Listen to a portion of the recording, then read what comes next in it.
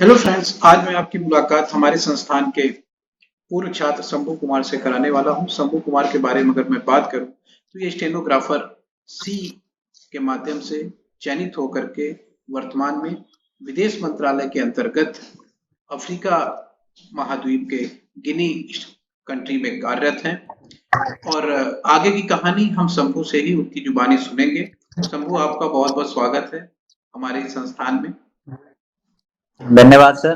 तो शंभू, जैसे मैं आपको फिर से एक बार शुभकामना देना चाहूंगा कि आप एसएससी के स्टेनोग्राफर के पद से आपका चयन हुआ। तो स्टेनोग्राफर में सी और डी के पद में क्या डिफरेंस होता है, थोड़ा सा अगर बताइए।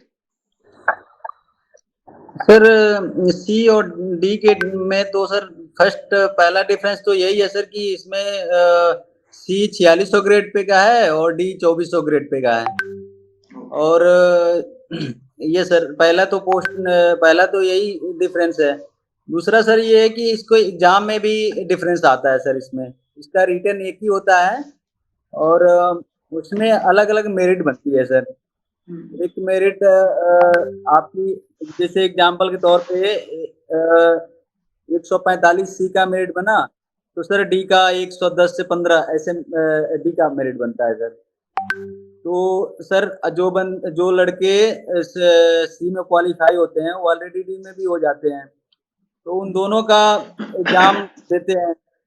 और सी का स्टेनोग्राफी भी ज्यादा होता है, स्पीड उसकी ज्यादा होती है, डी की उससे कम होता है। जैसे कि सर सी का 100 के स्पीड में बोली जाती है मीटर, 1000 वर्ड होता है। उसकी टाइपिंग करने का भी टाइम कम होता है। और डी की सर 800 वर्ड बोला जाता है, 10 मिनट में ही बोला जाता है 80 की स्पीड पे, और इसके लिए सर 65 मिनट टाइम मिलता है। तो सर ये डिफरेंस है और काफी सैलरी में भी डिफरेंस है सर। ओके, तो अच्छा, जैसे सी का देखें तो सी का ग्रेड पे 4600 ग्रेड पे में है और जो डी है वो 2400 ग्रेड पे में है। Yes sir, yes sir. अच्छा, तो आप जैसे शंभू, आपका चयन सी के तहत हुआ है, तो कैसे आपको विदेश मंत्रालय, मिनिस्ट्री ऑफ एक्सटर्नल अफेयर किस आधार पे अलॉट हुआ? सर जैसा कि मैंने अभी बताया सर कि रिटर्न में एक ही बार में रिटर्न होती है, उसकी अलग अलग मेरिट बनती है। तो सर मेरा अच्छा नंबर था उस समय, तो मैं सी में भी क्वालिफाई हुआ था सर और डी में भी क्वालिफाई हुआ था। तो सर इसमें पोस्ट काफी वैकेंसी का भी अंतर होता है सर। डी में काफी वैकेंसी होती है, सी में बहुत कम होती है। इस कारण से भी मेरिट बहुत ज्यादा जाती है सर। सी की बहुत ज्यादा ऊपर मेरिट जाती है। तो सर मेरा सी में क्वालिफाई हो गया था, तो सर मैं वही शॉर्ट एंड स्किल जो है उसको मैंने दिया। और सर मैंने पहला प्रेफरेंस यही दिया था, मिनिस्ट्री ऑफ एक्सटर्नल अफेयर का ही दिया था सर। मेरे को आइडिया नहीं था कि हो ही जाएगा, बट सर सौभाग्यवश हो गया मेरी सिलेक्शन। Yes sir. बिल्कुल। तो अच्छा, जैसे मिनिस्ट्री ऑफ फॉरेन अफेयर्स में, एक्सटर्नल अफेयर्स में आपका हुआ, तो इसमें जैसे पोस्टिंग अभी आपकी हुई है, तो वर्तमान में कितने साल के लिए वहां पे पोस्टिंग है आपकी? सर मैं 3 साल के सर मेरा टेन्योर है। अच्छा, और 3 साल। एक पोस्ट सर, यस सर, एक पोस्टिंग सर 3 साल के लिए ही होता है। बाकी मेरी सर लगातार 2 पोस्टिंग होगी सर। यहाँ से मैं फिर 3 साल के लिए दूसरे कंट्री में चला जाऊंगा सर। अच्छा अच्छा। और फिर सर वहां से मैं 3 साल के लिए हेडक्वार्टर रहूंगा। और फिर सर यही चीजें फिर बाद में होगी सर। फिर यानी मेरी कहने 6 का साल मतलब ये, 6 साल की पोस्टिंग। अच्छा, मतलब जो यस जैसे सर। जो बच्चे देख रहे हैं उनको मैं इस चीज को क्लियर करना चाहूंगा कि जैसे आपको अगर विदेश मंत्रालय मिल रहा है स्टेनोग्राफर सी के अंतर्गत, तो यस सर। जैसे आप भारत में रहे, उसका जब आपकी फॉरेन पोस्टिंग होगी तो 3-3 साल के लिए होगी। 3 साल एक कंट्री यस में सर। रहेंगे, फिर वहीं से दूसरी कंट्री में आपका ट्रांसफर यानी कि होगी पोस्टिंग, वो भी 3 साल के लिए, कुल मिला के 6 साल के लिए। और 6 साल काम करने के बाद वापस यस आप भारत आएंगे, इंडिया आएंगे, और यहाँ पे लगभग 3 साल के आसपास रहेंगे। और यहाँ से फिर आपकी अगर सर। एक पोस्टिंग बाहर कहीं होती है तो वो 6 साल के लिए होगी, जिसमें 3 साल किसी एक कंट्री में, 3 साल किसी दूसरे कंट्री में। तो ये चीज यस पूरा सर। चलता रहेगा रिटायरमेंट तक? Sorry sir. कह रहे ये चीज पूरे रिटायरमेंट तक चलती रहेगी कि 3 साल इंडिया में रहना जरूर फिर सर। 6 साल बाहर रहना है? नहीं सर, ये रिटायरमेंट तक चलती है सर ये। अच्छा, तो इस हिसाब शुरू से कह में सकते शुरू हैं। में यस सर। मतलब इस हिसाब से कह सकते हैं कि सरकारी खर्चे पे पूरा विश्व आप भ्रमण कर लेंगे। जरूर जरूर सर। चल यस सर। तो अच्छा, जैसे किस आधार पे कंट्री का एलोकेशन होता है? जैसे भी आपको अफ्रीका में मिला है, तो यूएसए हम्म। या पेरिस हुआ या लंदन, जो अच्छे वेस्टर्न कंट्रीज है, यूरोपियन कंट्रीज है, तो क्या क्राइटेरिया है वहां पे पोस्टिंग का विदेश में? सर इसका क्राइटेरिया सर ये पहले पहली बात तो सर कि तुरंत पोस्टिंग नहीं देते ये। आपकी ओके। जैसे चयनित हुआ तो आपको सर ये 2-3 साल आपको मिनिस्ट्री में वर्क करना होता है। पहले आपको काम समझना होता है, उसके बाद भी सर हेडक्वार्टर और मिशन का काम अलग होता है। एम्बेसी और हेडक्वार्टर की काफ़ी डिफरेंस होता है काम में सर। तो उन्होंने पहले पहले तो सर अच्छी कंट्री नहीं मिलती है। कई केस में मिल भी जाती है लेकिन रेयर केस में मिलती है। सबको पहली पहली पोस्टिंग छोटी ही मिशन दी जाती है कि आप वहाँ जाइए, वहाँ कार्य करिए और थोड़ा-सा जैसे जैसे आपका अनुभव होगा, तो हम आपको दूसरी पोस्टिंग अच्छे देंगे। और ये सर ये वैसे होता भी है सर, कंट्री अगर एक बार आप अपनी अच्छी कंट्री में गए तो फिर उसके बाद से आप दूसरी कंट्री में जाएँगे तो वो थोड़ा लो भी हो सकता है। और फिर अगर आपने लो कंट्री में गए हैं तो दूसरी पोस्टिंग आपकी अच्छी कंट्री मिलती है सर। अच्छा, मतलब 6 साल में तो 3 ऐसा साल होता है एक सर। थोड़ा डाउन कंट्री में, 1 साल थोड़ा मॉडर्न कंट्री में, या अच्छे जो देश है वहां पर, इस तरीके से बनाते हैं सिस्टम। ये यस सर, यस सर। तो अच्छा, जैसे अभी आपकी पोस्टिंग जहाँ पे है शंभू, तो वहां पे एम्बेसी में कितने लोग हैं टोटल, अगर हम देखें तो एम्प्लॉय कितने हैं इंडिया के? सर यहाँ पे सर इंडिया बेस 5 लोग हैं सर। और अच्छा। छोटी काफ़ी छोटी मिशन है सर ये 2019 में ये खुली हुई थी इसको। अच्छा। तो और लोकल स्टाफ 3 लोकल स्टाफ हैं सर। और अच्छा। कुल मिला के 8 लोग हैं सर। ओके। जी सर। मतलब छोटा ऑफिस है। जी, जी सर। अच्छा शंभू, जैसे अगर मैं आपसे पूछूं कि वर्क किस तरीके का है, क्या काम करना होता है स्टेनोग्राफर सी को? अगर आप कार्य के बारे में बच्चों को बताएं तो किस किस तरीके के कार्य करने हैं? सर मेरा एक्चुअली सर मेरा मेरी सर एक्चुअली मेरी जो पोस्ट है वो पर्सनल असिस्टेंट का है सर। तो ये मैं सर एक तरह से असिस्ट करता हूँ सर को। एम्बेसडर सर जो हैं उनकी उनका उनको असिस्ट करना सर मेरा मेन वर्क है। वो जैसे कि आप ईमेल वगैरह देखना, ईमेल निकालना या जो भी फाइलें वगैरह आ रही हैं तो मैं उसको खुद पहले स्टडी करता हूँ, फिर सर को दिखाता हूँ, फिर सर उस पे जो भी एक्शन होता है वो मुझे बताते हैं कि इस पे ये कर दो, वो कर दो। उसी का ड्राफ्ट वगैरह पुट अप करना होता है, फिर सर से अप्रूवल लेनी होती है। और ये काम हो गई सर। उसके बाद से फ़ोन फ़ोन कॉल पे सर एक्टिव रहना होता है कि अच्छा। फ़ोन पे कोई फ़ोन कर रहा है तो उसको हमें रिसीव करना है, फिर सर से बात करानी है। फिर अगर सर कहें किसी से बात कराने को तो फिर उनकी बात करानी होती है सर। और मीटिंग वगैरह ये सर की मीटिंगें होती हैं काफ़ी। यहाँ के अदर कंट्री के जो राजदूत हैं उनके साथ मीटिंग होती है, या इस कंट्री के मिनिस्टर हैं उनके साथ होती है। तो वो सब मीटिंग वगैरह फिक्स कराना, यही सब होता है सर। अच्छा। तो मैंने कुल मिला के as a personal assistant ambassador, माने जो भी भारत के जी सर। राजदूत हैं किसी देश में, तो उनके आप एज ए पर्सनल असिस्टेंट या पर्सनल सेक्रेटरी कह रहे हैं, काम करते हैं, जिसमें उनके सारी कार्यों का लेखा जोखा आपके माध्यम से चलता है। तो इस जी, हिसाब से जी देखिए सर। तो काफी ये मतलब कि हाईली रिस्पॉन्सिबल भी जॉब है, रिस्पॉन्सिबिलिटी भी काफी है जॉब में, और एक लेवल भी काफी अच्छा है, व्हाइट कॉलर जॉब है। और जी सर। अगर मैं शंभू सैलरी की बात करूं, बहुत सारे बच्चे होंगे वो जानना चाह रहे होंगे कि अगर इसमें आते हैं विदेश मंत्रालय में और कहीं बाहर कंट्री में जाते हैं तो सैलरी का क्या रहेगा? जैसे आप सी वाले ग्रेड में हैं, 4600 ग्रेड पे है, तो लगभग कितनी सैलरी आपकी वहां बनती है? ये सर सैलरी सैलरी अच्छी खासी है सर। यहाँ पे हेडक्वार्टर में तो 4600 ग्रेड पे के अनुसार सर 70 से 80,000 मिलता है। बट यहाँ सर एक मिनिस्ट्री एफ ए, अगर बाहर आपकी पोस्टिंग हो रही है सर तो उसमें एक एफ ए अलॉट की जाती है, फॉरेन अलाउंस। तो सर ओके। वो ज़्यादा होता है सर। वो कंट्री कंट्री पे अच्छा। भी डिपेंड करता है। हर कंट्री का सेम नहीं होता है सर। बाकी मेरा जो यहाँ पे है तो 3600 लमसम एफ ए है, जो कि सर इंडिया में लगभग 2,80,000 हो जाएगी सर। अच्छा। तो ये है सर। इसके बाद हमारी बेसिक पे है जो 50,500 है। तो सर यही हाँ। हो जाती है सर 3 लाख समथिंग हो जाता है, 3 लाख मतलब हो 3 लाख जाता है। प्लस, मतलब 30-30 हजार, हाँ, 3 लाख प्लस सैलरी बन रही है। यस। और ये तो काफी अच्छा जी अमाउंट है, जी। 3.25 लाख के आसपास। अच्छा, जैसे यूएसए हुआ या लंदन हुआ या वैसे यूरोपीय कंट्री हुई, उनमें ये ज्यादा होगा अलाउंस? सर हाँ सर, वहाँ पे ज़्यादा होता है। जो ज़्यादा अच्छी कंट्रियाँ होती है, वहाँ पे ज़्यादा होता है। जो ज़्यादा लो भी कंट्री होती है, वहाँ पे भी ज़्यादा होता है सर। जो सर कंट्री को 3 कैटेगरी में बाँट रखे हैं, 3-4 कैटेगरी में, ए, बी, अच्छा। सी एंड सी स्टार। एक सी स्टार भी है सर, एक ए स्टार भी है। ए स्टार सबसे टॉप की कंट्री होती है सर, और बाकी सी स्टार सबसे लो होती है सर। तो तो कहने मैं का अभी तात्पर्य तो कि आज़ाद। Yes sir. हाँ, कंट्री टू कंट्री डिपेंड करता है, और उस हिसाब से आपकी सैलरी जो है डिफरेंस होगी। लेकिन एक मोटा मोटा हम माने तो 3 लाख प्लस के आसपास आपकी सैलरी बननी ही बननी है, अगर आप जा रहे हैं ज़रूर, स्टेनोग्राफर सी के ज़रूर। तहत। तो इस हिसाब जी, से जी। देखें तो काफी मतलब अच्छा पद है, मतलब लोग उतना जानते नहीं है इस पद के बारे में, या उस तरीके जी, से जी। प्रेफरेंस नहीं देते हैं। सीजीएल को लोग ज्यादा प्रेफरेंस देते हैं। और सीजीएल में जैसे कि एक अगर हम डबल ए को छोड़ दें, तो बाकी सारे पद 4600 ग्रेड पे के हैं, और स्टेनोग्राफर सी भी हाँ, हाँ। 4600 ग्रेड पे का है। लेकिन उस हिसाब से अगर हम ज़रूर। देखें इसको, तो किसी मायने में कम नहीं है। मतलब अपने आप में ये भी एक प्रतिष्ठित पद है, जहाँ पे अगर बच्चा थोड़ा मन लगा के काम करेगा तो आने वाला भविष्य उसका काफी बेहतर है। ज़रूर सर।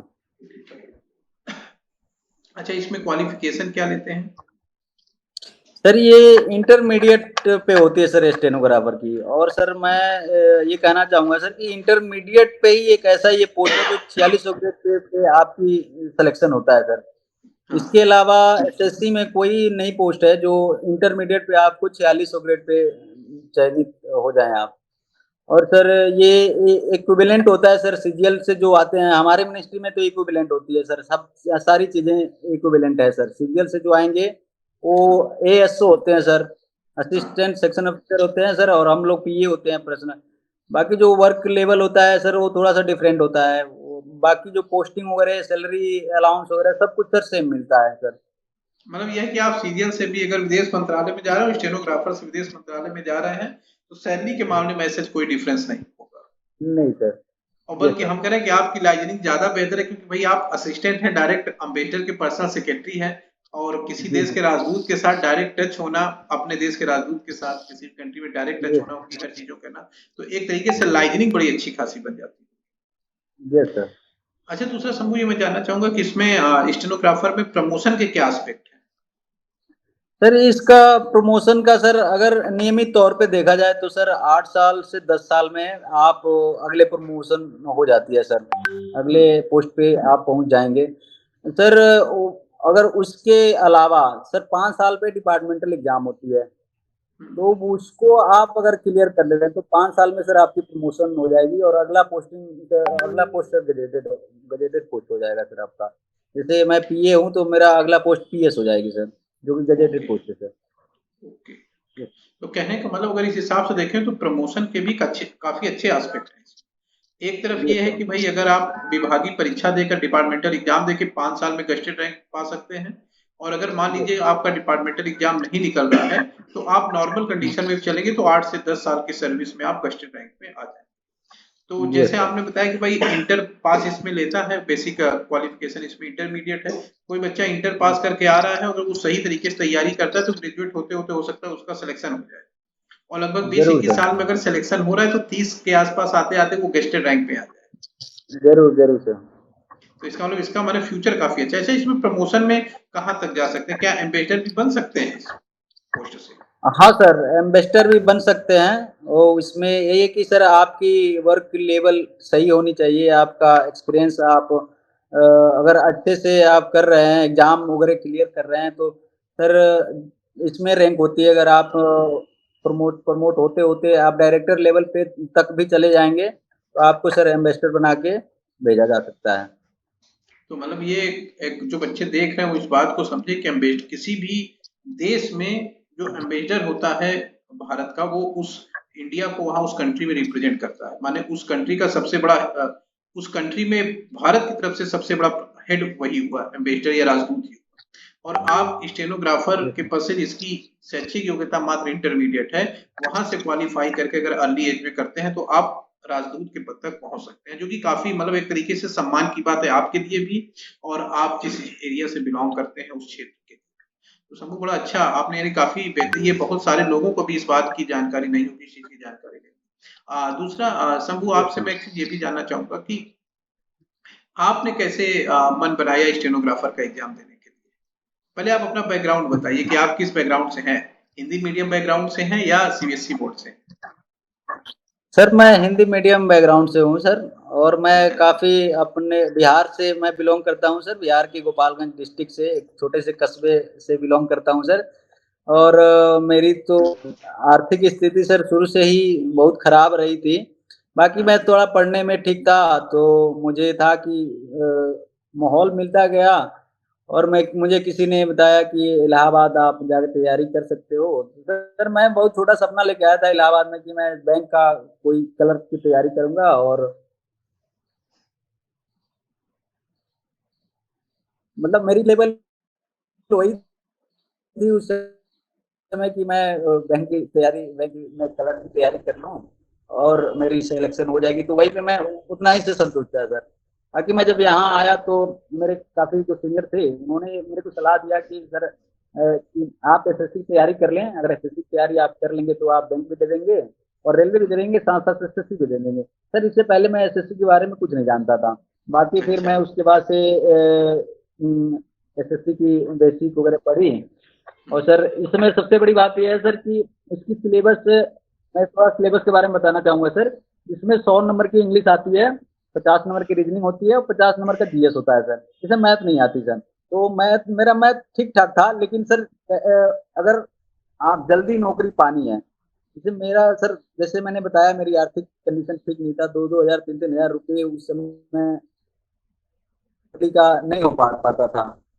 तो मेरे को ये था कि सर जल्दी से जल्दी नौकरी लेनी है, इसलिए मुझे किसी ने स्टेनोग्राफर के बारे में बताया, तो हमने कहा ठीक है तैयारी करते हैं सर। हमने ये भी सोच के नहीं किया था कि मुझे सी मिल जाएगा। मैं तैयारी जब करने लगा सर, तो किसी ना किसी माध्यम से आगे बढ़ता गया, नॉलेज बढ़ती गई। उसके बाद से सर आपके मार्गदर्शन में हमने आया। आपकी उस समय कोचिंग बेली में आप पढ़ाते थे, और बहुत कम लोग थे सर हमारे जो सीनियर बैच थे, वो लोग उन्होंने बताया और मैं आपसे जुड़ा। और मैं तो सर अपने सिलेक्शन में आपका बहुत महत्व मानता हूँ, क्योंकि सर 100 नंबर की इंग्लिश होती है इसमें स्टेनोग्राफर में। जो बंदा सर इसमें इंग्लिश में ज्यादा स्कोर करता है सर, उसी को सी मिलती है, ये डेफिनेटली है। अब आप रीजनिंग में मिनिमम एक एक हद तक सब लोग कर ले जाते हैं, जीएस में कर लेते हैं, एक लेवल होती है सर। लेकिन इसकी जो रीजनिंग की, जो इंग्लिश की इसकी लेवल है, वो सर फिजिकल से भी हल्का होता है, उसके मुकाबले में इजी होता है। बट सर इसमें भी अगर आप 70+75 एंड 80 वगैरह स्कोर करते हैं, तब सर आपकी मतलब नंबर बहुत अच्छी है। तो सर मैं आपसे जब जुड़ा तो मैं काफ़ी, मेरे को जैसे मैंने बताया हिंदी मीडियम से मेरे को कुछ भी नॉलेज नहीं था। बाकी आपके मार्गदर्शन में हमने आया और काफ़ी चीज़ें, और आपके पास सर इतना मैंने देखा, एक चीज़ें नोटिस किया है सर, आप कभी गुस्सा भी नहीं हुए। मैंने ऐसे ऐसे क्वेश्चन आपसे करता था कि मतलब बेवकूफ़ों वाले, लेकिन फिर भी आपने उसे बहुत बेहतरीन तरीके से बताया। और आपने काफ़ी, आपसे जो भी सीखा हमने वही बाद में एग्ज़ाम में भी काफ़ी चीज़ें उसी को एक तरह से सर इम्प्लीमेंट करके, और मेरी अच्छी खासी नंबर आई। और सर मेरा फिर स्किल जो भी था, स्किल मैं साइड से करता था। उसके बाद तो मैंने एग्ज़ाम दिया 2015 में सर, मेरे एग्ज़ाम दिया था आपके साथ ही, उस समय मैं पढ़ रहा था। मेरी 2015 में 0.75 से छट गया सर मैं। मेरी फाइनल फाइनल मेरी सिलेक्शन 0.75 से रुक गई। उस टाइम भी मैं आपसे मिला था और आपने एक एग्जाम्पल सर दिया था कि शंभू टेंशन मत लो, ये है तैयारी में ऐसे होता रहता है, तुम दरवाजे पे हो, अब जो जिसको जाना था वो अंदर चला गया है, अब तुम्हारी बारी है, थोड़ा सा धक्का लगेगा तुम अंदर चले जाओगे। तो ये सर मोटिवेशन वगैरह आपसे मिली, फिर हमने फिर दोबारा से तैयारी की, और आखिरकार 2017 बैच में सर मेरी सिलेक्शन हो गई, जो कि 2019 में मैंने ज्वाइन किया था। ओके। शंभू तो जी बड़ा सर। अच्छा लगा, और बड़ी प्रेरक स्टोरी आपकी रही है। मैं याद करता हूँ क्योंकि भाई एक गांव से आप बिलोंग करते हैं, हिंदी मीडियम बैकग्राउंड है आपका, घर की आर्थिक स्थिति ठीक नहीं, लेकिन उसके बावजूद भी जो आपकी जीवटता थी, डेडिकेशन था, के प्रति जो समर्पण था, उसी ने आज आपको इस मुकाम तक पहुंचाया है। और बहुत सारे लोग, मैं विश्वास के साथ कह सकता हूँ कि बहुत सारे लोग आपसे मार्गदर्शन पाते होंगे, मोटिवेशन लेते होंगे कि मैं भी कुछ बेहतर करूँ उनकी तरह। लास्ट में समूह में ये जानना चाहूंगा कि आप जो बच्चे भी तैयारी कर रहे हैं, प्रिपरेशन कर रहे हैं, उनको क्या सलाह देना चाहेंगे? सर मेरी तो यही सलाह रहेगी पहले कि अगर सर बच्चे आर्थिक स्थिति अच्छी नहीं है सर, उसको स्टेनोग्राफर की तैयारी करनी चाहिए। यही एक ऐसा पोस्ट है सर कि जिसमें एक अलग एक स्किल है, जो स्टेनोग्राफी होती है सर, वो भी बहुत ईजी होता है सर, कोई भी बंदा सीख सकता है। उसमें टाइम टेकन लगती है सर, बाकी उसमें कुछ दिमाग लगाने वाली चीजें नहीं होती सर। वो एक तरह से स्किल है, अगर आप प्रैक्टिस करेंगे तो आ जाएगी। बाकी सर इसका जो स्टेनोग्राफर का सिलेबस है, ये भी सर काफी इजी है सीजीएल के कंपैरिजन में। तो अगर बच्चे अगर आर्थिक स्थिति उनकी सही नहीं है और जल्दी जल्दी नौकरी पाना चाहते हैं, तो सर मेरा सलाह तो यही रहेगा कि स्टेनोग्राफर की तैयारी करें, और ये बहुत कम समय में बहुत अच्छी पोस्ट पे इसके द्वारा चयन हो सकता है सर। ओके, सर तो ठीक है शंभू, बहुत अच्छा लगा आपसे बात करके, और बहुत सारे हमारे साथी जो इस इंटरव्यू को देख रहे होंगे, काफी ज्यादा उनको मोटिवेशन मिला होगा। और मैं ये विश्वास के साथ कह सकता हूँ कि शंभू जो कि हिंदी मीडियम बैकग्राउंड से आते हैं, एक हम्बल इकोनॉमिक बैकग्राउंड से आते हैं, गरीब आर्थिक पृष्ठभूमि से आते हैं, छोटे से गांव से आते हैं, और वो अगर आ करके अपनी मेहनत के दम पे एक मुकाम हासिल करते हैं, और आज फॉरेन मिनिस्ट्री में, विदेश मंत्रालय में एक अच्छे पद पे कार्यरत है, और आने वाला समय भी इनका काफी फ्यूचर काफी ब्राइट है। अगर ये कर सकते हैं तो यकीन मानिए अगर आप लोग ठानेंगे तो आप लोग भी कर सकते हैं। और शंभू के लिए मैं लास्ट में एक लाइन जरूर कहना चाहूंगा, और वो आप सब लोगों के लिए भी है, कि मंजिल उन्हीं को मिलती है जिनके सपनों में जान होती है, पंखों से कुछ नहीं होता, हौसलों से उड़ान होती है। तो शंभू, बहुत बहुत धन्यवाद आपका, आपने अपना समय निकाला, और आज मेरे ख्याल से सैटरडे है, आज आपका ऑफिस भी बंद रहा होगा, और आपने अपना यस समय सर। निकाल करके हमारे जो बच्चे, अभी स्टेनोग्राफर का चूंकि फॉर्म आ गया है और बहुत जल्दी उसका अक्टूबर में एग्जाम प्रपोज्ड है, तो जो भी बच्चे इस इंटरव्यू को देखेंगे काफी मोटिवेशन उनको मिलेगा। और बहुत बहुत धन्यवाद आपका, फिर ओके मुलाकात होगी सर, साथियों आपसे। हाँ, जरूर सर। मैं बच्चों के लिए सर कुछ कहना चाहता हूँ। बच्चों हाँ, के लिए सर मैं ये कहना चाह रहा हूँ कि सर जो लोग आपको जानते हैं उनको बताने की जरूरत नहीं है। बाकी जो लोग सुन रहे हैं हमें, मैं ये दावे के साथ कह सकता हूँ कि सर इलाहाबाद में आपसे अच्छा इंग्लिश कोई नहीं पढ़ा सकता है। तो मैं बच्चों से पर्सनली रिक्वेस्ट करूंगा कि वो आके आपको ज्वाइन करें और आपसे पढ़ें। और एक बार मैं ये भी कह सकता हूँ सर, जो एक बार आपके साथ पढ़ लिया तो उसको दोबारा किसी टीचर के पास जाने की जरूरत नहीं पड़ेगी। आप हर एक लेवल पे, आप हर एक तरह से आप बच्चों को हेल्प कर सकते हैं। आपकी जो सर आपकी जो एग्जाम्पल होती है, जो भी चीजें होती है, जो समझाने का तरीका होता है सर, वो बड़ी दैनिक जीवन से रिलेटेड होती है सर। तो ये चीजें मुझे पूरा विश्वास है कि बच्चे बड़ी इसको अच्छे से लेंगे और बहुत अच्छे से समझ पाएंगे सर। तो सर बाकी आपका बहुत बहुत धन्यवाद सर। मैं आपको बहुत बहुत धन्यवाद दूंगा कि आप मेरी सिलेक्शन का मैं एक तरह से श्रेय माता पिता और सर आपको देना चाहूंगा, जो कि ये आपके बगैर मेरे को नहीं लगता है सर पॉसिबल होता। ओके ठीक है सर। समूह, बड़ा अच्छा लगा बात करके, और बहुत सारे साथी जिन्होंने इस इंटरव्यू को देखा होगा या जो देख रहे होंगे, निश्चित तौर पे उनको भी काफी बेनिफिट मिलेगा। यहाँ से वो एक उम्मीद लेके जाएंगे कि अगर आप कर सकते हैं और लोग कर सकते हैं तो निश्चित तौर पर वो भी कर सकते हैं। बस समय की बात है, एक बार ठान लें और मेहनत करें, और एग्जाम भी पास में है। तो सभी लोगों को, जो भी बच्चे तैयारी कर रहे हैं, मेरी तरफ से बहुत बहुत शुभकामनाएं। चलिए फिर से मुलाकात होगी आपसे किसी नई शख्सियत के साथ एक नए इंटरव्यू में, जहां हम नए विचारों को साझा करेंगे, ताकि आप उन चीजों से प्रेरणा प्राप्त करके अपनी सफलता के सफर को आसान कर सकें। बहुत बहुत धन्यवाद आप सभी।